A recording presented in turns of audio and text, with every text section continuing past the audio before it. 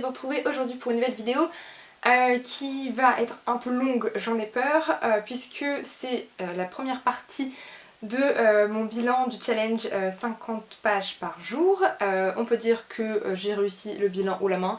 Je vous dirai pas combien de pages j'ai lu parce que j'ai pas compté, mais je sais que j'ai fait largement plus que 50 pages par jour. Voilà, pendant au moins tout août et après en septembre c'était un peu plus compliqué parce qu'il y a eu ma rentrée, etc. D'ailleurs j'espère que vous avez passé tous une très belle rentrée. La mienne s'est déroulée sur un chapeau de roue, mais écoutez, pour l'instant tout se passe très bien, donc je suis très contente.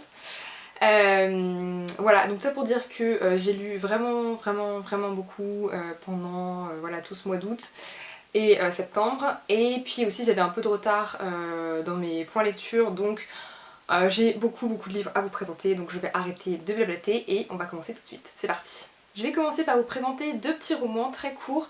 Le premier c'est Les Aigles de Vichannour de Pierre Bottero. Quand on m'a proposé de le recevoir, j'avoue que j'étais comme une folle. C'est une nouvelle, enfin entre une nouvelle et un roman, une novella je crois que ça s'appelle, qui avait été publié à la base dans un magazine, et donc les éditions Rajo ont récupéré les droits récemment et l'ont sorti vraiment voilà en format livre. Donc j'étais vraiment très contente parce que Pierre Bottero, je sais pas si vous le savez, mais en tout cas c'est un auteur qui fait partie de mon panthéon d'auteurs quoi, clairement il a une place très particulière dans mon cœur, je l'adore. Et donc voilà, pouvoir lire un de ses écrits, c'est toujours un bonheur, et surtout un de ses écrits que je n'avais pas encore lu, donc voilà, c'était très sympathique évidemment, on retrouve sa plume et ses histoires toujours magnifiques. C'est assez jeunesse, mais bon, comme tout ce qu'écrit Pierre Bottero, enfin tout ce qu'écrivait Pierre Bottero malheureusement, il n'y a pas besoin de... Enfin c'est pas grave si on a 50 ans ou 12 ans, le plaisir est le même je pense. Il y a une maturité dans sa plume qui est indéniable, et ses histoires sont toujours très sages et magnifiques à lire.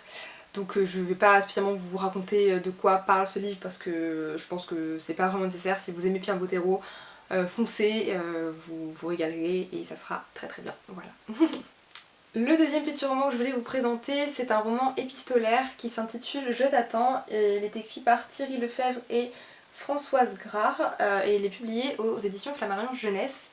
C'est un roman qui met en scène donc Léo et Léa, qui sont deux amis qui ont chacun... alors au départ c'est plutôt Léa qui vit un drame, et Léo qui essaye de lui venir en aide en lui envoyant des lettres. Et puis finalement c'est Léo qui a besoin de Léa. Enfin, c'est un très joli roman sur l'amitié, sur... je saurais même pas trop quoi vous dire sur, oui, sur les drames évidemment, mais c'est plus que ça, c'est comment on se remet d'un drame, c'est le deuil, c'est la valeur de l'amitié dans le deuil. Et j'ai passé un très bon moment, ça se lit très vite, ça se lit bien, c'est joliment écrit, et surtout c'est très poétique, voilà, j'ai beaucoup aimé. Donc voilà, si jamais vous connaissez quelqu'un dans votre entourage, ou surtout les plus jeunes voilà, qui vivent un drame, je pense que ce petit livre peut les aider. En tout cas moi je l'ai beaucoup apprécié, voilà, je vous le recommande. Ensuite j'ai lu un roman qui s'intitule La Brigade des chasseurs d'ombre, qui est de Chrysostome Goriot et qui est publié aux éditions Sarbacane dans la collection Exprime.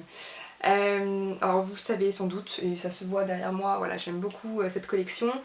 Mon livre a un petit peu souffert parce que je l'ai lu au bord de la piscine et ça n'a aucun intérêt ce que je raconte, mais en tout cas j'ai beaucoup aimé ce livre. Je sais pas, je suis un peu très enthousiaste aujourd'hui, je sais pas ce qui se passe, je suis ravie de filmer une vidéo, donc voilà, je me laisse un petit peu emporter, excusez-moi. Ce livre, de quoi il parle? Il parle de...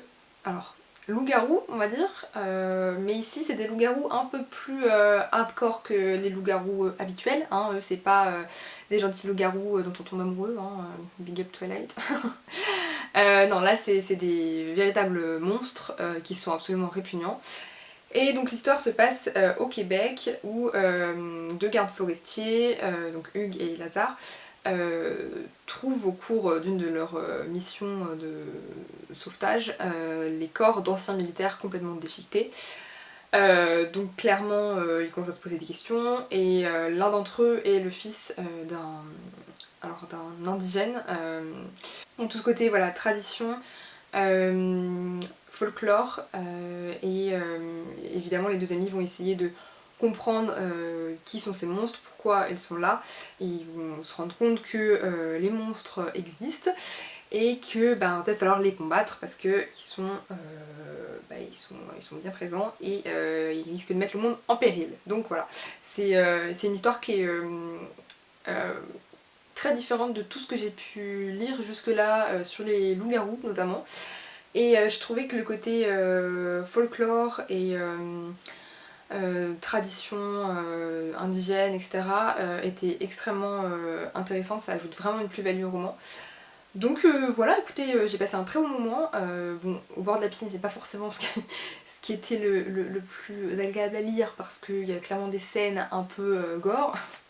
Mais voilà, j'ai passé un très bon moment et je vous le conseille à 1000%. Puis j'ai lu le fameux Lady Smoke publié aux éditions Albin Michel Jeunesse et écrit par Laura Sébastien. Que vous dire, je pense que vous connaissez, en tout cas vous devez connaître le tome 1 qui s'appelle Ash Princess. Ash Princess j'ai adoré et la suite est dans la même veine. Alors attendez, je vais le poser parce qu'il est très lourd. Il est plus long que Ash Princess et il est aussi plus lent, donc ce tome 2 est quand même voilà, plus dense. Mais je l'ai bien apprécié. Après c'est vrai qu'il y avait certaines longueurs et qui auraient peut-être pu être évitées. Mais ça reste prenant, ça reste intriguant, on a envie de savoir la suite. Et ouais, j'ai beaucoup apprécié ce tome 2, je vois pas trop quoi vous dire de plus, sans vous spoiler en fait si vous n'avez pas lu le tome 1. C'est un peu compliqué je trouve de parler des tomes 2 en général parce que l'histoire est sympa mais je peux pas trop vous en dévoiler. Voilà, après sinon pour vous résumer si vous connaissez même pas le tome 1, en gros c'est donc de la fantasy pure. Ça se passe dans un monde qui n'est pas le nôtre et on a une héritière qui s'est vue dépossédée de son trône. Des envahisseurs sont venus attaquer son royaume et ont tué sa mère, du coup la reine, et l'ont gardée en otage pendant très très longtemps. Et en fait voilà, toute l'histoire c'est l'histoire de cette héritière qui s'appelle Théodosia qui essaye tout simplement de reconquérir son pays, son royaume, et c'est très sympa parce que y a tout un univers qui est assez original à mon sens. Après évidemment il y a quelques clichés du genre un petit peu inévitables j'ai l'impression, mais voilà c'est bien écrit, ça se lit vite, c'est très sympa et j'ai plus que vous le recommander. Ensuite j'ai lu le fabuleux Première année de Tom Hélène et Lucie Yvison publié aux éditions Gallimard Jeunesse. Il me semble que je vous avais déjà parlé de ce livre dans un point lecture, je vous avais dit que je l'avais commencé et que j'aimais bien. Et bah écoutez, ça s'est confirmé assez rapidement, hein, on peut dire que c'était très sympathique comme livre. J'ai passé un très très bon moment, c'est très drôle et je vais aussi le reposer parce qu'il est aussi très lourd. En gros, pour ceux qui n'auraient jamais entendu parler de ce livre, c'est un roman où on suit Phoebe, une toute jeune universitaire. Voilà, elle arrive à la fac et c'est le récit de sa première année à la fac, avec tous les clichés un peu des facs américaines, etc. Mais c'est des clichés mais qui sont tournés d'une façon bien plus profonde, ce à quoi on pourrait s'attendre. Il y a énormément d'humour, en fait les clichés sont tournés en dérision un petit peu, il y a quand même beaucoup de recul dessus. Et elle-même se rend compte que ce qu'elle vit c'est un peu un cliché. Vraiment c'est très bien fait, je le conseille à tous les lycéens qui potentiellement vont aller à la fac l'année prochaine du coup. Ou voilà, qui rentrent en première année à la fac. C'est bon, évidemment c'est des universités américaines donc c'est un petit peu différent de ce qu'on pourrait vivre en université française. Mais il y a quand même beaucoup de points communs et clairement quand on arrive à l'université je sais que c'est un autre monde, c'est l'indépendance, c'est se gérer soi-même etc. Et on retrouve tout ça dans ce livre et c'est super intéressant. Voilà, je pense qu'il y a beaucoup de gens qui pourraient s'identifier à Phoebe et moi la première, enfin, moi ça m'a fait plutôt revivre des souvenirs parce que maintenant j'ai un bac plus 5 hein, donc je me fais vieille. Mais bon, en tout cas c'était super chouette comme livre et j'en ai un deuxième de ces auteurs là à lire qui s'appelle, attendez je regarde dans le pied à lire juste en face de moi, qui s'appelle Mon Homard et c'est pareil, c'est un peu le même récit, enfin sur la même veine, voilà, sur des étudiants etc. je crois, je crois que je dis n'importe quoi, c'est pas grave. En tout cas il a l'air très bien aussi et il faudrait que je le lise, voilà. Ça fait partie des livres que je dois lire. Bref, j'arrête là et je passe au livre suivant. Donc le livre suivant c'est un Gallimard jeunesse aussi, il s'appelle Magic Charlie et il a été écrit par Audrey Alwait. Et ça a été un gros coup de cœur. Voilà, je vous avais dit que maintenant j'étais partenaire avec Gallimard Jeunesse et que j'étais ravie et je peux que vous redire que je suis ultra reconnaissante voilà, de recevoir leur parution parce que j'adore leurs livres. Vraiment, c'est des livres qui marchent toujours avec moi, je sais pas comment ils font mais c'est tous des bonnes lectures. Bref.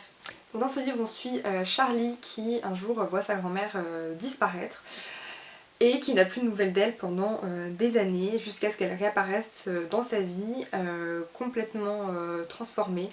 On peut dire que voilà, elle a la maladie d'Alzheimer, en tout cas elle a l'air totalement perdue, elle n'a plus de souvenirs et c'est très dur pour lui de l'avoir dans cet état et puis surtout il y a plein de questions qui se posent jusqu'au moment où des objets un peu étranges apparaissent autour de lui et qui se rend compte que ben, la magie ça existe peut-être. Voilà, donc c'est un roman, on peut dire qu'il y a une inspiration de Harry Potter, mais je pense que dans tout roman sur la magie maintenant aujourd'hui il y a forcément une inspiration d'Harry Potter. Un peu de Seigneur des Anneaux, après bon ça c'est plus l'autrice qui le dit parce que moi je l'ai pas lu donc je peux pas trop savoir. Mais ça s'arrête là, je veux dire il n'y a pas de comparaison possible avec d'autres livres. Franchement il y a un univers qui est propre à ce livre, qui est ultra travaillé, qui est vraiment... en fait il est un peu autour de la nourriture. Je sais pas si vous le savez mais je suis une très grande gourmande, donc j'avais faim à la lecture de ce livre, hein, clairement. C'est un livre très original, très bien écrit aussi, ça il faut le souligner quand c'est très bien écrit parce que vraiment ça rend la lecture tellement plus agréable et c'est un point pour moi hyper important.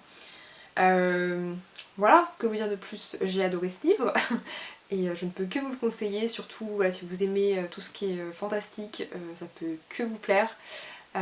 Et que vous ayez voilà, 12 ans comme 30, il y a moyen que ce livre vous plaise totalement. Et enfin le dernier livre que j'ai à vous présenter c'est Iscari de Kristen Ciccarelli. Bon, je crois que je vais arrêter de dire les noms des auteurs parce qu'à chaque fois c'est la honte. je les écorche comme je sais pas comme. Bref. Voilà, vous avez compris. C'est un livre sur les dragons, hein, comme on peut le voir à la jolie couverture. Et un livre sur les dragons, ça faisait quand même un sacré bout de temps que je n'avais pas lu et ça m'a fait ultra plaisir d'en relire. Je me suis un peu replongée dans mes années collège, lycée, enfin c'était hyper agréable. De quoi parle ce livre? Donc déjà c'est de la fantaisie pure et dure et c'est une histoire qui tourne autour des légendes. Donc on a Asha qui est l'héritière du royaume dans lequel se passe l'histoire, qui est aussi un personnage tout en nuances, elle a des côtés très sombres et c'est intéressant parce que en fait dans l'histoire c'est la méchante, en fait l'héroïne est placée comme étant ben, la personne ben, qui est du mauvais côté on va dire de la justice. Et ça arrive pas souvent dans les livres, donc rien que pour ça j'ai trouvé que ce roman était intéressant. Mais pour aller plus loin, donc c'est une tueuse de dragons, c'est l'Iscari, c'est celle qui doit protéger son royaume des dragons parce que il y a toute une histoire derrière où les dragons en fait les ont attaqué les hommes et c'est la guerre entre les deux et il n'y a qu'elle qui arrive vraiment à se débarrasser des dragons. Donc voilà, rien que ça, c'est pas habituel comme discours parce que généralement les dragons sont plutôt voilà, mis en avant, etc. Là c'est vraiment vu comme étant les méchants. Bon, vous vous doutez bien qu'il y a toute une histoire derrière et que c'est beaucoup plus complexe que ça. Mais voilà, c'est un livre que j'ai beaucoup apprécié. Après, Je l'apprécie surtout au niveau de l'histoire, de la construction du récit, parce que vraiment il y avait une originalité. Mais au niveau du style, j'ai eu un petit peu plus de mal. Je ne sais pas si c'est dû enfin, au style d'écriture de l'autrice ou si c'est dû à la traduction. Franchement, je peux pas dire. Mais c'est vrai que c'était très inégal. Il y avait des fois où ça allait tout seul et vraiment je remarquais pas le style et tout se passait très bien. Et d'autres fois où c'était un peu... je sais pas, rien qu'au niveau de la syntaxe, il y avait des choses qui me paraissaient pas limpides. Voilà, donc je sais pas du tout si c'était, enfin à quoi c'était dû, mais voilà, juste ça qui m'a un petit peu chagrinée, enfin bon, après je m'en suis remise, hein, comme vous pouvez le voir. Donc voilà, j'ai terminé de vous présenter tous les livres que j'avais envie de vous montrer. J'espère que cette vidéo vous a plu, que j'ai pu vous faire connaître certains livres. N'hésitez pas à me dire si vous en avez lu certains, n'hésitez pas à vous abonner également, ça me fait toujours ultra plaisir et ça me motive de fou. Voilà, écoutez, je crois que j'ai tout dit, donc je vous dis à très bientôt pour une nouvelle vidéo. Bye!